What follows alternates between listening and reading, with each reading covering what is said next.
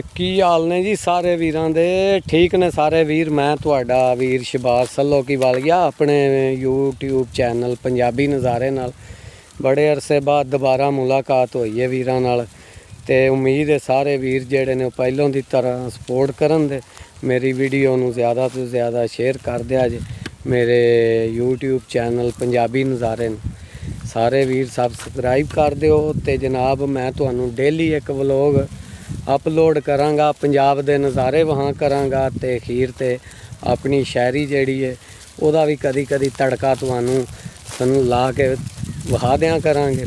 ते अज मैं अपनी मालदारी लैके वेखो आया सां ते मालदारी दे बारे भी तुहानू दसदे रहांगे।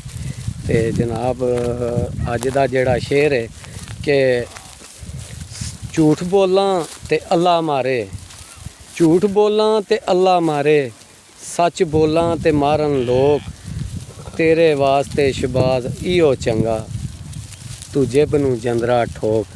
उम्मीद करना सारे वीर जेहड़े ना वो मेरे चैनल नूं एक बारी फिर चुक दिओ ते टल्ली दा जेहड़ा ना बटन उहनूं भी खड़का दिया जे तां कि मेरे जेहड़े डेली दे व्लॉग ने वो वीरां कोल पढ़ सकन। मेहरबानी, शुक्रिया।